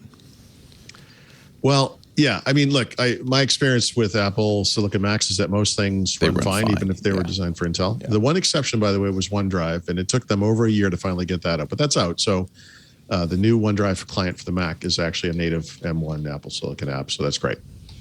This particular app, I don't think it matters too much, but they say it uses 50% less power during meetings, which is how much less power I use during meetings. That was just a study. Yeah. So did you see that? Like 40% of online meeting users are disengaged. The only reason that's kind of a low number. I know. I think it's much higher. Here's the thing. This is another one. I wish there was people out there that could raise their hands. So we've all been in these meetings, right? We're in a meeting. It's like a work meeting. You're online. You're in Teams or whatever. Zoom does better. And you're not engaged because you're bored to death. Like almost nothing we talk about has anything to do with me. I just have to sit there and kind of take it. But I know in the back of my head, at some point, and it will be some person who knows I'm totally zoned out. They'll be like, Paul, what do you think about that? And then you're like, fluffernutters. I'm sorry, what happened? So there's a thing in the back of your brain. You have to be constantly that's awful. Paying attention a little bit, right? Yeah. You have to, because otherwise you just look like a jerk. You say, it's a great idea. Yeah. 100%. I just wish I could do it. That would be a huge mistake. Yeah, don't say that, because you will do it. You will. Yeah. Right. Okay. Yep. So, hallelujah, I can finally use Teams on my... Well, I could always use... No, you could always... It doesn't really change I really anything. was looking for reasons not to. Another way to get Teams? Another way. Another way to wonder which version of Teams I'm getting? And then when the M1 first came out, I think a lot of us were like, I don't want to sully my pure M1 That's right. with any Intel code. Jeez. Wow. Well, except for one thing, you got to get life has to go on and you got to get work done. Yeah. Although it's getting easier. I would say today, I mean. Now I don't care. That's the irony, right? Yeah. It's easy now because almost everything's M1 compatible. I mean, Leo, coming from the Windows world, we know exactly what you're talking about. Windows and ARM is awesome and it runs everything. So it's great. Lordy. It's like you've gone from a country back road to a superhighway with no cars on it. Is the fantasy world that I live in. And I wish it was like that. Other people did too. How about an update on HoloLens? We haven't done that in a while. Oh, is that we did? Oh, I forgot about HoloLens. Yeah, really? Did you? There's been a lot of good news for HoloLens this year. One of them was an internal Microsoft email linked, I think, to Business Insider, if I remember correctly, that basically said, we're going to get a lot of negative feedback on this thing. From I saw that. Kind of not going to go well. Pre-warning, kind of lowering expectations ahead of time. Yeah. Oh, well, they haven't been lowered enough because the U.S. Pentagon has examined this waste of money and determined that there is a chance it could end up wasting up to $21.88 billion in taxpayer funds. What? Our money? Fielding a system that soldiers do not want to use or does not work as intended. Oh, boy. So now that's a worst case scenario. It might only waste, $10 billion. I mean, I wouldn't, lose sleep over this yet. But look, it's a $100 billion that's the worth contract, of the contract. Isn't it? Oh, no. What is the contract worth? I think it's $22 billion, right? So they're just saying the whole thing over 10 years. The whole thing is utter waste. It's an utter waste. Maybe I'm. So as I joked on Twitter today, it's not just a waste of time; it's also a waste of money. So I don't know what to tell you. I don't know. I've never understood this. And Microsoft says it was a $22 billion contract. That's hysterical. It's a transformational platform, Leo. So what of the 21.8 billion wasted, that leaves $200 million that was spent well. Yeah, you're right. Because actually, as it turns out, there's always like 1 or 2% of people that love this. There's some soldier out there. This is great. Just running around in a circle, blowing up imaginary enemies, just loving it. I love it. It's hysterical. Yeah. Oh God. Yeah. Yep. This is bad. I think it's going to be really interesting to watch how Microsoft positions HoloLens moving forward, which my guess is just for industrial use, right? Yeah. And well, it's been successful in those markets. It has. Like they've done well with it in like retail and healthcare. They've got markets where it's made inroads. But it's not going to be a general purpose platform. It's not going to be, at least as it stands now, going to be big in the military. I mean, I kind of would guess this is the end of them trying to sell anything like this into the military. I think Satya Nadella may get his day in Congress if he keeps this up. Yeah. I mean, isn't Congress going to say, hey, what happened? Why did we spend Or do 20 they just junk the contract and say, I was okay, going to say, we're not doing it? you cashed the check, guys. I don't know. Oh, since it is over 10 years, it's really only wasting $2.18 billion a year. That's like 3 or 4 toilets. No big at the deal. end. It's nothing. It's not a big deal. Nothing. It's not a big deal. Nothing. Yeah. But you know what's crazy? I keep looking at the job site and they're still hiring for AR, VR like mad. So they still have plans to do things in this space. Some of it in commercials, some of it maybe in consumer if that rumor about them working with Samsung on a consumer device is true, right? Yes, so they're not but throwing in the towel. Okay. I it's hard to know what their plans are. I wouldn't be surprised to discover if this wasn't some combination of those rumors, which we sort of know to be true, where a bunch of those people have left and they need to be replaced. And this contract is super important. So they may be hired just for this, to kind of solve the issues that the Army is having and make it more viable going forward. Yeah. I don't know. Maybe. It's hard to escape bad news like this, so it's tough. Yeah. One of the commenters on your site, Paul, said that the Army Chief of Staff is the guy who's really pushing this. I thought you said one of the Commodores, which I thought was such an awesome way to describe those people. Not Lionel Richie, the other one. The commenters. Commenters. I'm sorry, my T's were getting soft. It's okay. I got lost. You said Commodores, and my head started thinking about Amiga. Oh, God. Of course. Sorry, one of the commenters on my site said what? Said the Army Chief of Staff is the one in love with this. Behind it. Yeah. Okay. Well, I think, look, in the government in general, and I'm sure in the military as well, there is this understandable desire to modernize and latch onto new technology. And, we were kind of joking about how no C-level executive in any company in their right mind would ever watch a Windows 11 ad on TV and come back to work and direct, IT to get going on this as quick as possible. But I bet they fall for this kind of stuff, right? And the government, the decision makers in these organizations are really no different. I mean, they have slightly different aims, I guess, but they have a lot more money to work with too in many cases. So I don't know. Build is live. Build is live. Build registration. Registration is live. This is going to be cheaper than ever, folks. It's so inexpensive now. Is it? Yeah, because it's not. Because you're not. You don't have to go no to stay home. Yeah. But it was kind of ironic.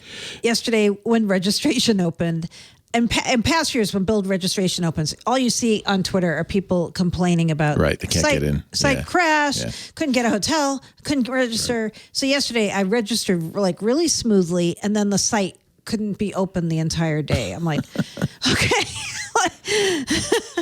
Guys, I don't know. It seems like you know how to build these kind of platforms. You've got some cloud expertise and else. Like, what is happening here? But you know what? In the end, it doesn't matter. It doesn't matter because none of the sessions are up yet. Nothing has been posted session-wise, right? You could see who the speakers are from Microsoft, and there's no surprises in that list, right? It's all the same people who always speak. One little surprise: Jeff Tepper. Who? Jeff Tepper. Tepper. I don't know. It was Tepper. Yeah. His official title is Corporate Vice President of Teams, OneDrive, and SharePoint. Yes, it's been that for a while. I never knew that. That's very specific. Yep. It is very specific. Okay. Yep.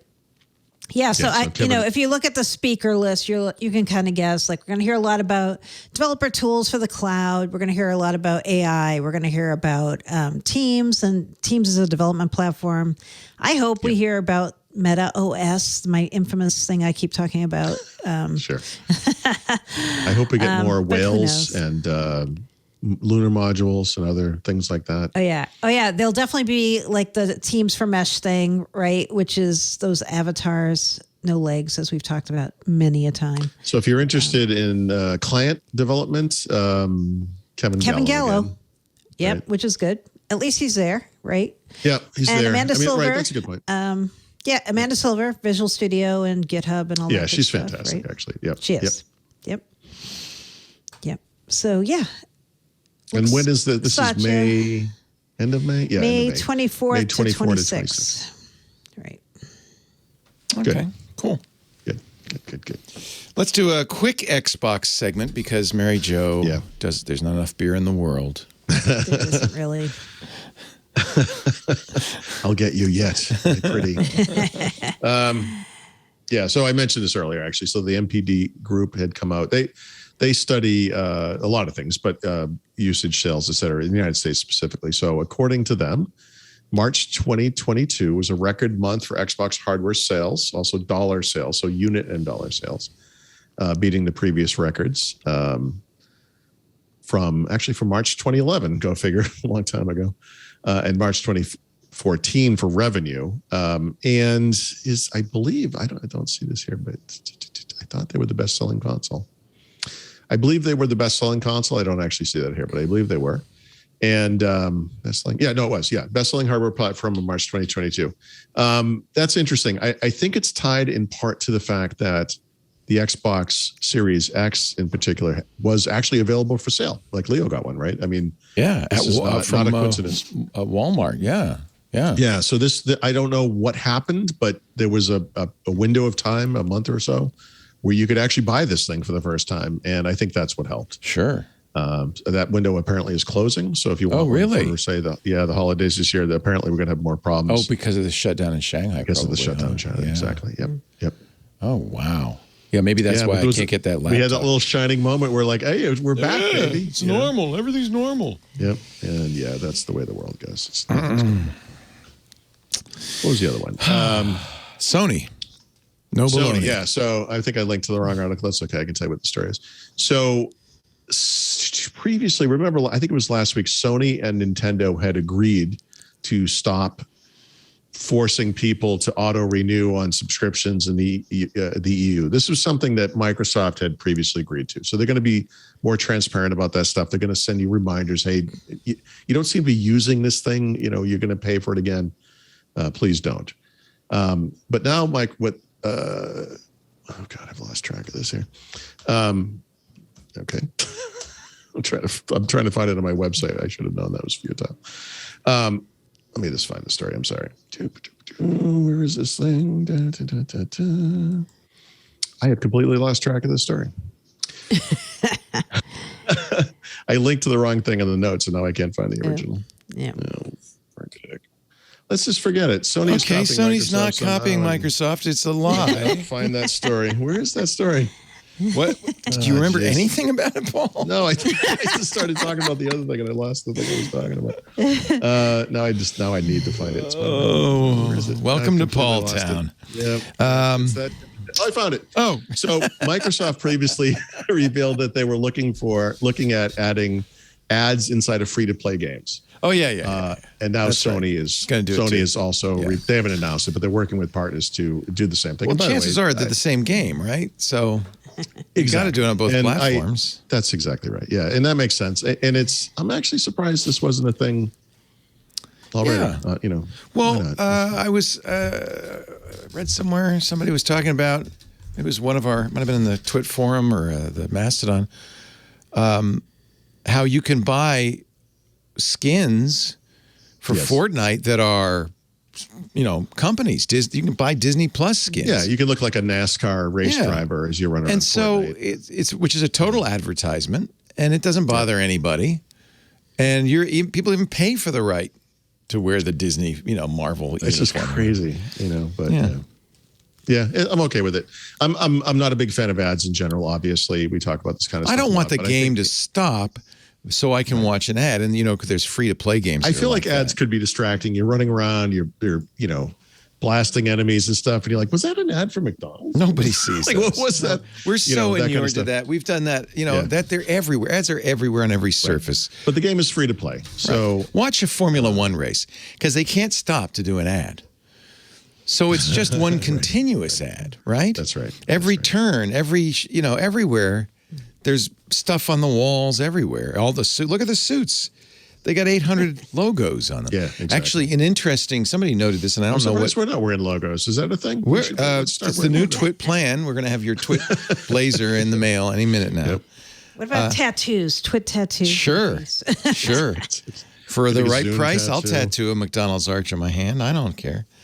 And I don't know if this means anything. I just saw somebody in passing note on F1. I think it was the Mercedes car had an AMD logo, and for the race on Sunday, it was gone.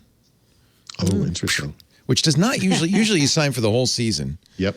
And there's a lot of tech, CrowdStrike's all over Mercedes. Yeah. There's a lot of tech companies on these. But for some reason, the AMD logo disappeared. So I'm curious what that is. I just want to point out this, me forgetting not finding the story is a rare example of my critical nature biting me in the butt. What's your because critical nature? Instead of just putting the title in the story, which would have made me know exactly what it was, I made a joke out of it and I wrote, Sony can't stop copying Xbox. And so it just bit me. All I had to do was write the title of the story. I would have been like, I know exactly what this is. And instead I'm looking at it like, why is it a story about Teams loading? That's hysterical. Yep. So that, a rare moment of comeuppance. Yeah. That's what happens. Rare. A rare moment of upcomings. Okay. Usually being sarcastic just works out. Yeah, always. What could possibly go wrong? Yeah. All right, we have the back of the book just around the corner, in which we are going to hear Paul attempt to pronounce Clipchamp, which will be a lot of always fun, always amazing. App of the week, tip of the week, enterprise pick of the week, buzzword of the week, and then we're talking beer. But first, a word from our sponsor, the Purple Teaming Platform, Plextrack. Plextrack is the premier cybersecurity reporting and workflow management platform that empowers teams to win the right security battles. What if you could streamline the communication across your entire security department so that every team member could do their job more efficiently? From simplified data aggregation and reporting to integrated ticketing for remediation to analytics and visualizations for board reporting, Plextrack touches every aspect of your security management workflow. Real-time view of your security posture by bringing all your data sources together into one powerful platform where you can triage scanner results, generate powerful analytics and visualizations. You can assign remediation tasks. You can attest to your posture. You can track your progress over time. All that in one platform. One satisfied Plextrack client said, "We see Plextrack as part of our strategy to move quicker and be proactive. Now we have a real-time view of what we need to focus on, and I have an easy way of showing senior leadership."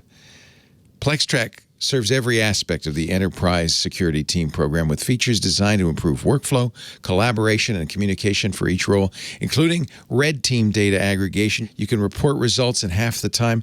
Blue team remediation, you can assign remediation tasks right there on the Plextrack platform, track progress over time.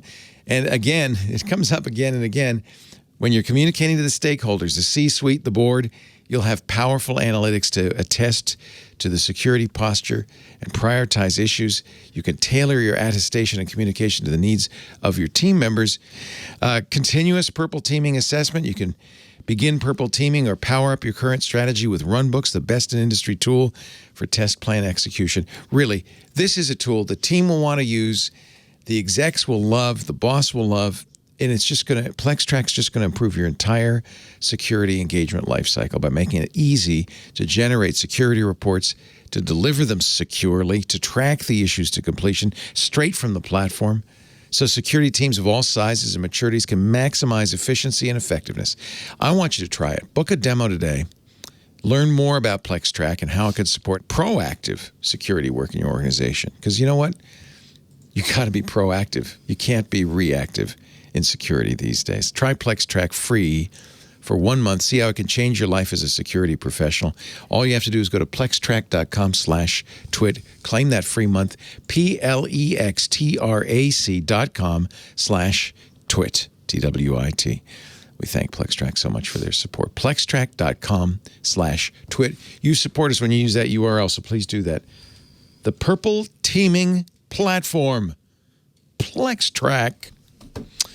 Paul Thurrott with your tip of the week. The latest fan of Clipchamp. Clipchamp. The Microsoft video editing. Here's the thing. I think we all kind of made fun of this when Microsoft announced they were purchasing it. They bought it. In fact, I think the first thing we asked was, what's a Clipchamp? Never heard of it, right? And of course, for people like who've been around a while and have used Windows Movie Maker back in the day, super disappointing.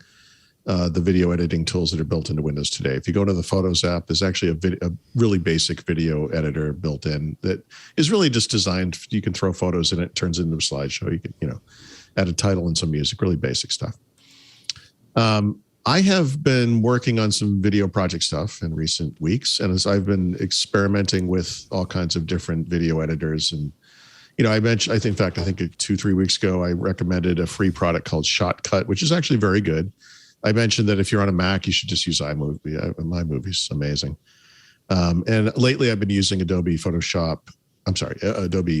Elements. Yeah. Which is, full featured, like DaVinci Resolve is another kind of thing like that, where, if you don't know what you're doing, it is a little bit of a leap, to get into it. But once you figure out what's going on, it's full featured. And I don't know what occurred. It just occurred to me the other day, like, hey, Microsoft has this thing. I should see how it works. And I'm thinking, I know how this is going to end up. This is going to be hilarious because it's not going to be able to do any of the things I can do in Adobe Premiere Elements. So some of the things I would want to do, for example, is like not just like basic titles, but like you create titles of your own in, say, Photoshop or in Affinity Photo with transparencies. You have, like, if you're putting a video on YouTube, you want that little thing that comes up and tells you to subscribe, or different audio tracks. And some of those things require like green screen, like green keying. There's no way this very basic tool is ever going to do any of that. And so I recreated a video. It's the same video I've been creating in every solution because I want to get a kind of a handle on how this works. So it's like multiple clips, really simple transitions, music, different titling that I created myself. And it did everything. Like, it actually worked great. Did you use the templates at all? No. So here's the thing. So when Microsoft bought Clipchamp, this was a subscription service, right? They have 3 tiers you can pay for. There's a free version, but you can pay. And when you pay, you get extra stuff. Like, you get the ability to store your videos in their cloud. You get the ability to gain access to their stock images, stock videos, stock music. And then they have all those extra things like titles and templates and themes and all kinds of stuff. I was just really, this actually worked. Oh, I'm sorry. The thing I was getting to there was, in the beginning, you had to pay to get 720p or 1080p output. Oh. To get 1080p, it was $19.99 a month. Oh, forget it. And so, so like many people, I was like, no, like that just makes this, I don't care how good this is, forget it. But it's Microsoft, right? So they dropped all that. They still offer the tiers, but the quality of the output is not one of the options. So you can output in 1080p. For it. Yes. Okay. I'm not paying for it, but I will say I was pleasantly surprised. It literally did every single thing I needed it to do that I thought I would, have to use a full featured tool like DaVinci Resolve or Premiere Elements. I was shocked that it was able to do this stuff. Nice. Well, they needed that because they had to compete with iMovie. And I think, yes. So I think the consensus out there is that this thing is not full featured. It's not as good as Movie Maker used to be. I think what I'm trying to say is actually this is better than Movie Maker was. Yeah. Well, it's more modern. I mean, it could do things like streaming and stuff. Yeah. Yep. The only thing it's missing, I would say, is you can't go above 1080p. You couldn't even pay to do that. So if you're doing 4K, you can't use this. But come on, if you're using 4K video, you're not using a freebie tool like Clipchamp. Clipchamp, yes. The version that's in the store, the version that is included with Windows 11 is the same version that's on the web. It's just packaged as an app. There's no difference. It works great. I still can't believe how good this thing is. Like I thought so little of this. I almost completely ignored it.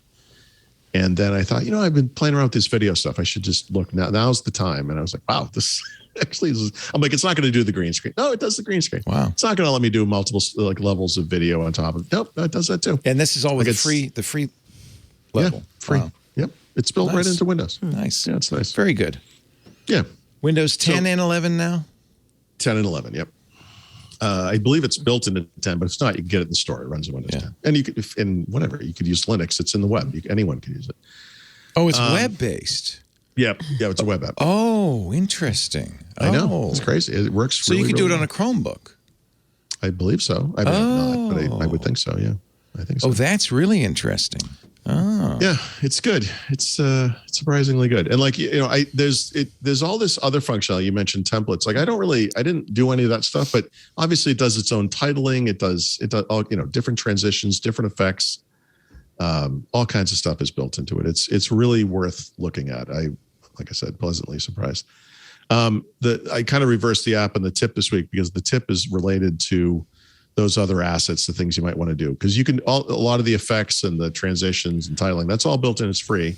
But if you want to have access to like stock images, stock video, music, you actually have to pay Clipchamp. And I actually think the prices they're charging are a little on the expensive side. And I would say, even if you're like, this is it, I'm using this thing, I love it. I would say, yeah, okay, but there are other sources of those assets online. You can just Google it, obviously. But I use Pixabay, for example, to find like one of those YouTube subscribe to my site animations. It kind of comes up to the bottom, a little, thing clicks the buttons and goes away. Canva is a great resource for this kind of stuff. Adobe has a free version of Creative Cloud that lets you make all kinds of stuff, including, titling and stuff for YouTube. You should definitely look at that. That's incredible. Yeah. And then YouTube, if you're going to upload to YouTube, go into their studio section. They have an incredible collection of free music that is freely licensable. You can use it for anything. And it's astonishing. Like it's a really nice collection of music. And the song I used in the video is from YouTube. So there's a lot out there. You don't have to play Clipchamp. You can get all that stuff from somewhere else. Is my point. That is the app and the tip all rolled up into one. All in one, yeah. Now Mary Jo Foley with her enterprise pick of the week.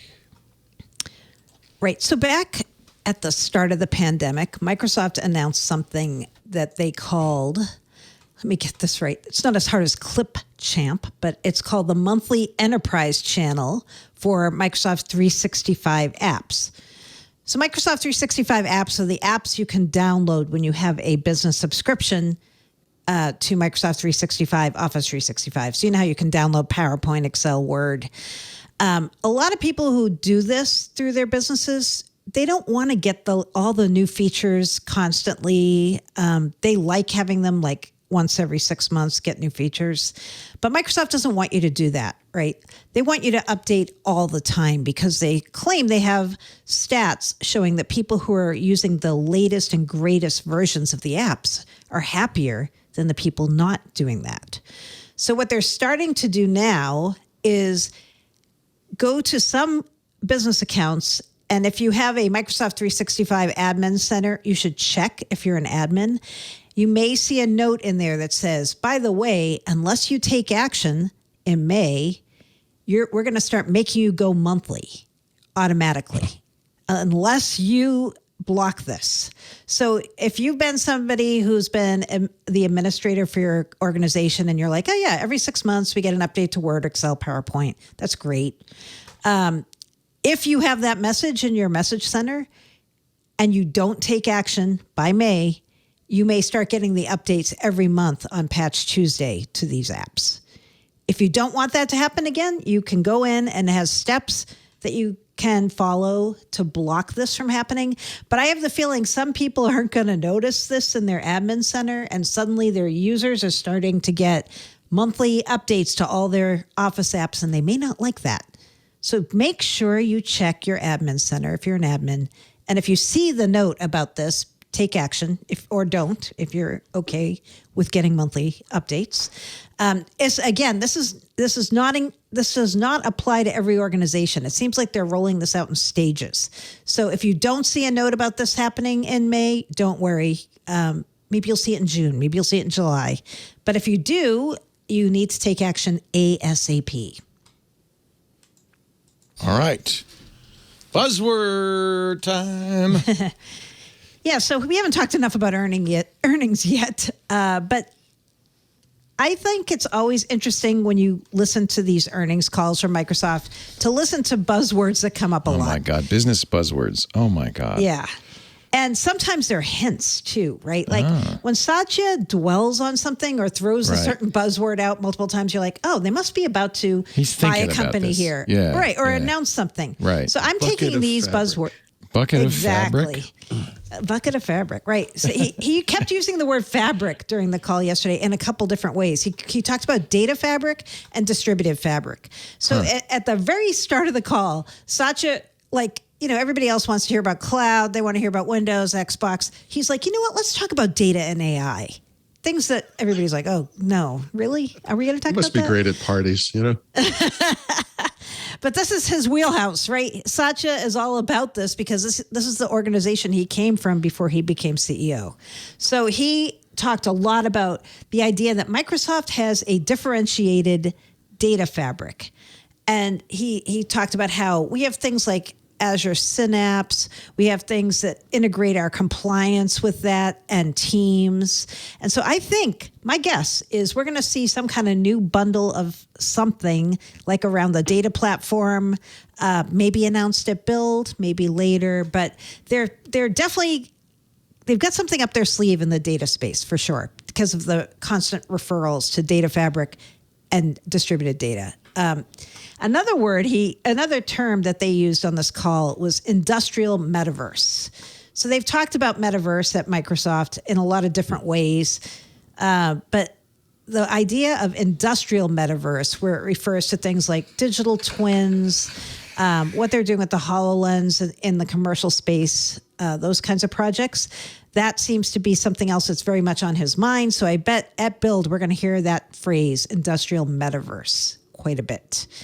And one other one I'd call out is collaborative applications. So this is something that the Teams team at Microsoft has talked about in the past. It's the idea of not just integrating applications, but by integrating them, you create something that's bigger than the whole.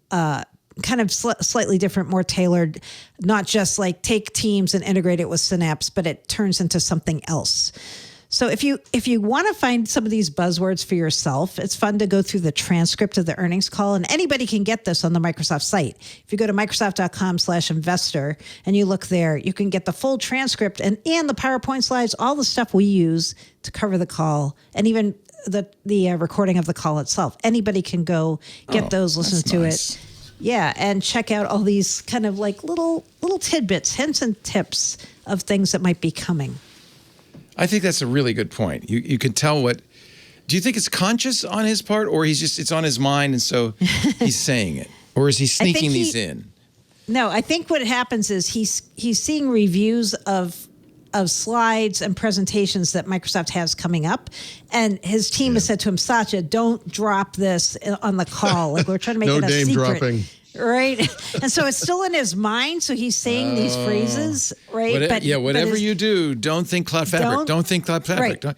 Exactly. Yeah. That's my guess. I like that you, I called one of those. Frank Shaw is in there going, no. Yeah. No, one of the very first things he said was he described Azure right up front as distributed fabric. And I was like, wait, what? I literally quoted it. I was like, he's not reading something. He's ad-libbing, you think? Oh, no, he's reading definitely reading. Oh, okay. Yeah, but it's words that the PR team is like, okay, you can say that, but don't say what we're going to announce at Build, right? Oh, that's so funny. Which is Distributed Fabric 2023. Exactly. It's here. Perhaps you've been hearing about it. Well, never heard this term before, I would imagine. All right, after all this, I think I could use a beer. What do you got for me? All right. So back when I started doing beer picks on Windows Weekly years ago, when I was a young craft beers woman, one of my first picks was a beer that got me in some hot water. I don't know if you guys remember this. It was called Gandhi Bot.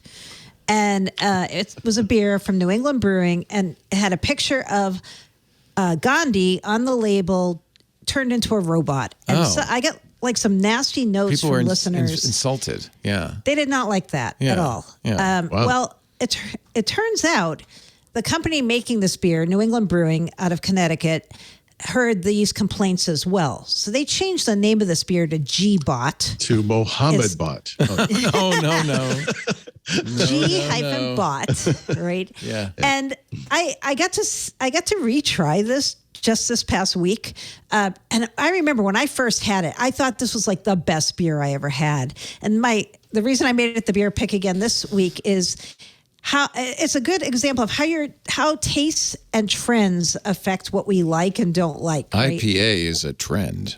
My Yeah, God. well, Yeah. this IPA, when I had it, I'm like, oh, I love it. It's like so bitter. It's so piney.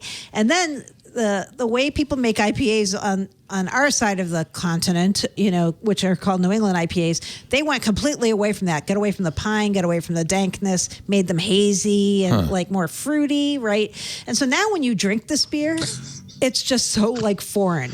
It's just like, wow, I used to like that, like interesting. Right. Okay. It's still good. You can tell it's a quality beer, well made, delicious for people who like that style. But it was fun to go back after I think this was probably like 6 or 7 years ago that I made this the beer pick and have it again. Very interesting. I don't remember that. That's funny. Yeah. Oh, it was very I got hate mail from people about it. Wow. I was like, maybe I shouldn't do the beer pick. I don't know. Because Gandhi was depicted on the bottle. Yeah. They were like, this is a religious It's figure and an honored figure. Yeah. Right. People were like, I can't believe you made that the beer pick. That's so disrespectful. And I was like, oh, okay. That live and sounds learn. inclusive to me, but what do I know? Live and learn. Gandhi is a robot. I don't know. Now he's a robot. I thought you were going to say, as it turns out, Gandhi is a robot. We just didn't know. Oh, see, now you're just digging in. No, you are. You're going to get me in trouble all over again, man. I don't know why you hate Gandhi, Mary Jo. No, G-Bot. I hate consumers. Has nothing to do as with Gandhi. Micah says. that's right, the consumers. Also, anyone who plays games. Yeah. Right. Also games. Yeah. I hate fun. Basically. No fun. Well, then you're not allowed on our Twitch cruise. But if you like fun, and you'll go on the next one, Mary Jo, cruise.twit.tv. We have a few places left. Paul Thurrott, Stephanie Thurrott, Leo, and Lisa Laporte will be on it. And it's going to be just a great time as we sail to Alaska. Perfect time of year to do it, July 16th through the 23rd. We get to see the glaciers or what's left of them, bears, otters, bald eagles, salmon. It's going to be fun. And a lot of Windows talk, I have a feeling. You might even, if I get lucky, you see my Dell laptop. More information, cruise.twit.tv. We have a cruise channel in our Discord, but now I have to say the Discord is for Club Twit members. So spend a little extra, another $7 a month, and join Club Twit. You'll get ad-free versions of all of our shows, access to the Discord, which is full of great conversations about all kinds of topics. In fact, let me just see what we've got. I think we've got 4 events now. Our community manager, Aunt Pruitt's been busy. So we've got an Inside Twit with one of our editors. We've started interviewing behind-the-scenes folks so you can get to know the people who make Twit that don't get all the credit but deserve it.